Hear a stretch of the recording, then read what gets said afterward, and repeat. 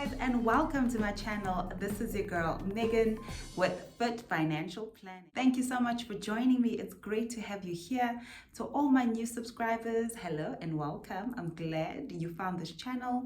If you're a returning subscriber, welcome back. And if you're a new viewer, then hey, I hope you enjoy this video. Remember, none of my videos constitute financial advice. I'm just a girl who's here to plug you with the information you need about the products that you have either bought or consider purchasing through a financial advisor. I want you to be able to ask the questions that you didn't know of, and I want you to understand these products as best as you can, how you can maximize from actually having any of these financial planning products. All right, so we're continuing with our terminology or our ABCs of insurance. I find that if you understand the definitions of the terms that we are going to discuss, and if you understand how they work, then when I mention them in our next videos, it'll be easier for you to grasp and understand the concept and the essence of insurance. So I am really grateful for you guys that you're here, and yes, let's get straight into it. So we last stopped at letter D. Today we're going to continue, and we are starting with E. Our first term here would be the effective date. So when you read your policy schedule or your welcome letter or counter offer letter, or you will see a little block in any of these documents where it says effective start date or effective date, it just means when the policy is supposed to start. Okay, so other insurance companies will have it as a start date. Other insurance companies will have it as an effective date of cover. Okay, so sometimes it depends on when the policy is accepted or the underwriting is concluded. So they can start the policy immediately, or you can have free cover from, let's say, if the policy, everything is done and they issue the policy on the 15th of the month, you can have free cover between the 15th to the 1st of the following month. Then the policy effectively starts on the 1st of that month, and then your first debit order will then be debited either the following month or the end of the month, or the end of the month before your first date. All right. So it just depends on the insurance companies and when they like to structure. But a lot of companies, if your policy is issued and finalized around the 20th of the month, they will issue the policy on the 1st of the following month. But most of them, although they don't tell you this, but they will definitely give you free cover during the time before the policy starts. So you will have to ask and just double check if you are covered before the policy starts. All right. Our next term would be exclusions. All right. So I know we've discussed exclusions in our medical aid segment, but exclusions also apply to life insurance. So obviously your exclusions would be any illegal activities, death by suicide, especially in the first 2 years of the policy. So you need to read, either the quote or the policy schedule for all the exclusions. So some exclude you if you're in a war-torn country. Your life cover would be excluded, or disability or critical illness would be excluded if you are in a war-torn country. So it's basically those type of scenarios. Another exclusion would be misrepresentation. So let's say you did not fully disclose any previous conditions that you might have had, and you haven't fully disclosed any financial information if you are taking out income protection that protects your income. So if you haven't been forthcoming with information, and they pick that up during the course of your policy, or when you are claiming for an event and they start doing investigations and they find out that you haven't been forthcoming or you've omitted important information, they can exclude cover for whatever you are claiming for. So it's very important that you're forthcoming and honest in your application. and that you are aware of the exclusions that are on the policy schedule, so that you're not surprised. So that if you do by any chance travel to a country that is plagued with war, like in the Middle East, and you don't tell your insurance company that you're traveling to that country, they have the right to exclude that because it is part of their, exclusions list. So have a look at the exclusions list if you have a policy, or if you're taking out a policy, make sure you understand what these are. Our next term then would be evidence of insurability. So remember, not everybody is insurable. So your insurance company would look at certain aspects. So these are terms that you might not really come across in your policy schedule or the application stage, but is usually used in the, in the admin office at the back with the underwriters. So this term, evidence of insurability, where they look at your age, your financial circumstances, your income, and they look at all of these things to determine, and obviously they also look at your well-being, your medical history, to determine if there is evidence of insurability, if you are insurable. I don't know if you recall in my overview, I did mention that some people are uninsurable, all right? So it's either because of age or severe, conditions. And I always said, remember, insurance companies are businesses. So at the end of the day, they also want to make a profit, and they also want to safeguard themselves. So they need to determine what type of risk they're taking on. So then they would obviously, that's why they need all this information from you, your medical history, your age, your income, your financial circumstances. They need to determine whether you are an insurable risk. And if you're not insurable, then obviously they will come back to you and say, because of our investigation and through the process of underwriting, we found out that the evidence of insurability says that you're uninsurable, just for an example. So this is a letter that you'll receive if you're uninsurable, okay? So that's why I said maybe sometimes it's easier for people to maybe buy insurance with direct marketing where there is no underwriting. Then in that way they might have cover. But if it goes through underwriting, then it's scrutinized. Your risk is scrutinized by the insurance companies. Our next term here would be face value. So you might see it in some policy schedules. Some of them, have a different term for it. It could also be called insurable or the sum of the insured value. Basically, this is the amount that the policy is worth. Okay, so this is what would be paid out to the beneficiaries. And now we're looking at the life cover portion or the death benefit. Okay, so basically face value was also known as the policy's death benefit. They just want to know how much this policy is worth. Okay, then our next term here would be your final expense benefit. I know I have probably mentioned this before under a different term, which would be your immediate payment out to the family. So it is not really funeral cover, but it pays out a lump sum of sometimes of about 50,000 Rand or 100,000 Rand, depending on the cover amount and depending on the insurance company. So basically it's just taken from the life cover portion. This is not a separate benefit that you pay for like a funeral policy, but as a result of death, then they take a portion of the life cover value before any claims have been submitted. You just submit the death certificate and say we've had a death, and the policy life assured, the person on the policy that was assured has passed away. And then what they will do is, with all the supporting documents, they release the first cash portion to the family, which is a minimal amount, as I said, 50 to 100,000 Rand, so that the family can arrange the funeral and help with the funeral expenses. Okay, it's not a separate benefit that you buy for, but it is taken from the life cover value, right? Then after the funeral, once they've processed the claim, then the full life cover gets paid out. Okay, our next term here would be full underwriting. What that means, it's it's all the medical questions that you will answer on the application form, but that is accompanied with your medical tests. So your nurse or your doctor, you might be required to go see a doctor, or a traveling nurse will come to you to draw bloods and get your family history and complete XYZ forms that need to be completed. Sometimes ECGs need to be done if there's evidence of any, heart conditions or cardiovascular conditions. And so that is full underwriting.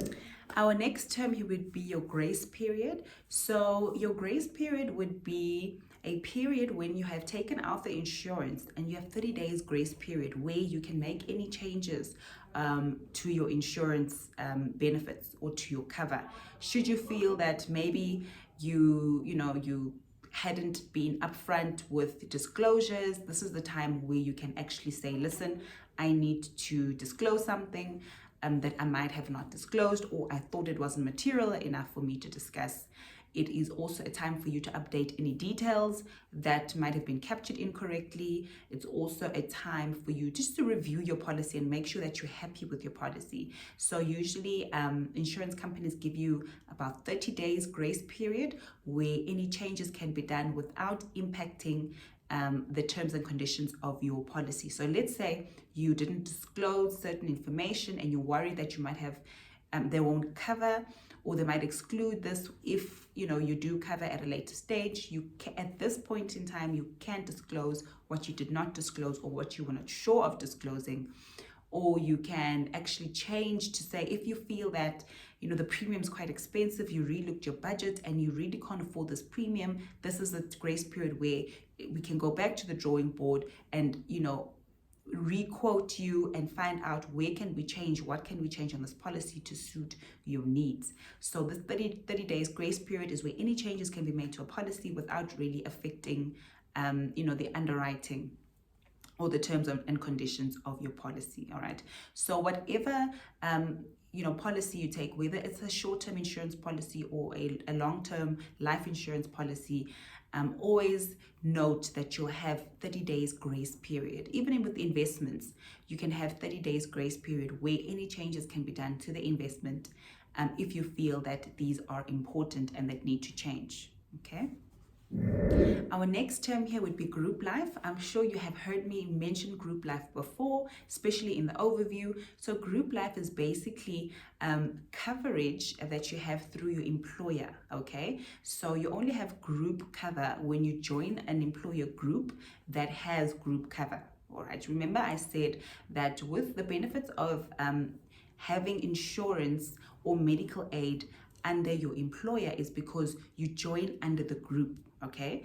And with the group, they look at the demographics of the group. They look at the age of the group, the average age, the average salary, the type of work that you do, the industry you're in, and then basically so the insurance company then gives a quote to say, okay, this is how much cover we are willing to give the group as per the individuals.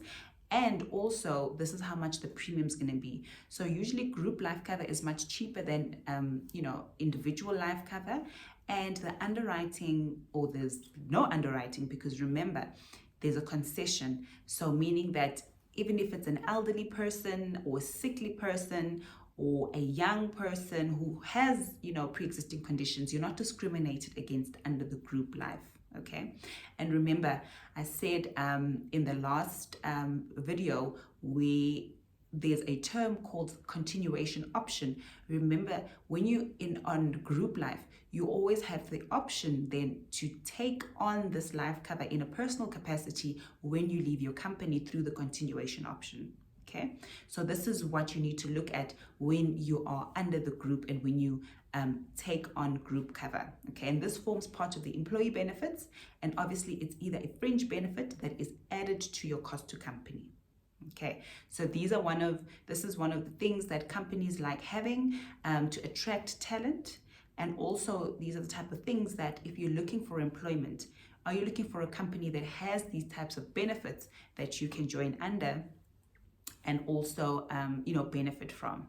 Okay, so it doesn't mean that if you have group life cover, you shouldn't have individual life insurance. You can look at obviously your needs analysis to say, okay, how much cover do I need? Is the group life enough, or do I need to take out additional life cover? So that's something you'd need to discuss with your financial advisor to see that, okay, maybe my group life is enough. I actually don't need a personal policy because I have group life and it is enough. And in that way, you are saving some money and keeping within your budget. Okay. Our next term here would be your hazard. Okay, what is a hazard? That is basically a condition that increases your likelihood of loss. Okay, so which brings us into our next term, which is hazardous activities, which is also known as your avocation. So if you remember in our ABCs, the between A and B, that video, there was a term they called avocation, which just meant what risky behavior, what risky activities, what risky hobbies or risky occupations are you involved in. Okay, so hazardous activity and avocation is exactly the same thing, and that is part of the underwriting questions that you will see on the application form when you are completing your application form. All right, if the insurance company says, we don't cover this, we needed to know it, but we don't cover it, then you know it's excluded. So if you do participate in any of those activities and there is a loss as a result of that, either a disability event or a life event where you die, then the insurance company will exclude that and will not pay. Okay? Our next term here would be insurable interest. Okay, what is insurable interest? I'm sure I've mentioned this before, obviously in my overview, where you need to determine what the insurable interest is when you are obviously taking out the life cover, but when you are appointing a beneficiary. Okay, so this is important and ties up to the beneficiary mostly, and not the life assured, but the beneficiary.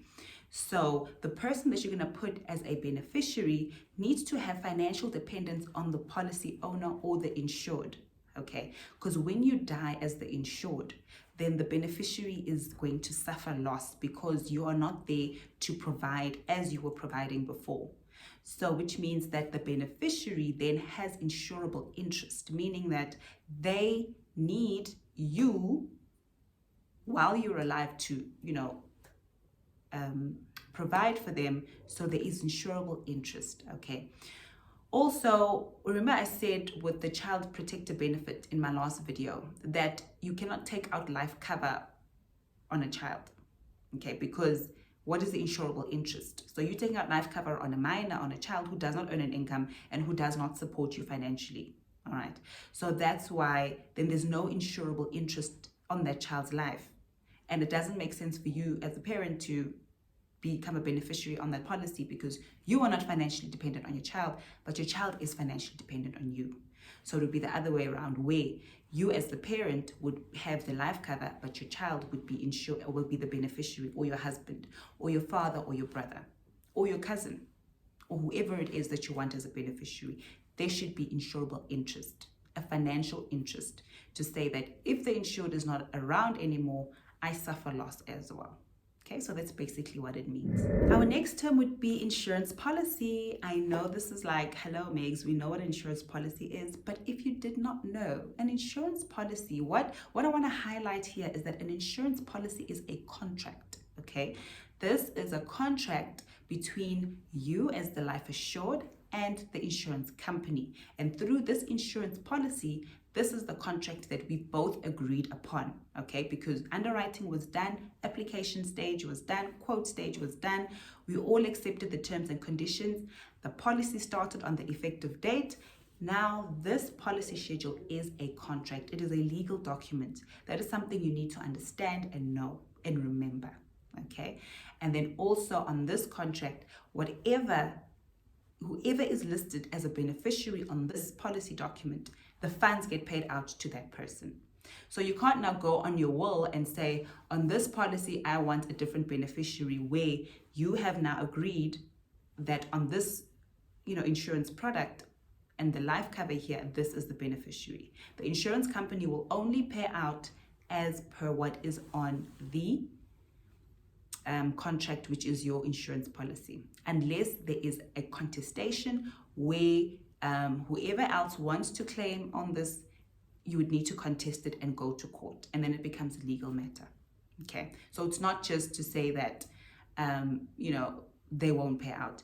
The only place where the life cover portion would be investigated is if it's a group benefit. Okay, let's say a beneficiary was not even nominated on there. Then someone else says, okay, listen, I also need to benefit from this life cover from this person, then whoever other third party would have to prove that they were financially dependent on this person, and a whole investigation then is done by the trustees of the insurance policy, whichever company it is, and it's quite a long process where they then determine and investigate who was financially dependent on the deceased, and then they will make a decision on how the funds are to be structured and to be paid out. Okay, our next term would be the insured. Okay, so the insured is the person that is being covered, or the life that is being covered by this policy. All right, so a policy can have a couple, 3 or 4 people, 4 different entities listed on a policy, right? The first person would be the policy holder, which is the person that owns the policy. The policy holder does not necessarily need to be the insured. Then this term that we're discussing now is the insured, which is the person the cover is for. So the policy can be owned by myself, but the cover is under someone else. So someone else is the life assured. I can also be a life assured if I own the policy, okay? Then the insurer, our next term here would be your insurer. This is the person that insures the life, okay, which is your insurance company. All right, so these are the people that will then pay out the claim to the beneficiaries. Well, we're gonna leave it there. Thank you so much for joining me. I hope you learned something new. I will definitely put all the definitions in the description below for you to read further. And if you have any questions, please pop me an email, or in the comment section, please let me know what your question is. And yes, it was great being with you. Please thumbs up if you liked this video. Please share it if you feel that someone else can learn from it. And if you have any valuable input, please in the comment section. I'd love to engage with you. Thank you so much for joining me, and I'll see you in the next one. Take care and God bless.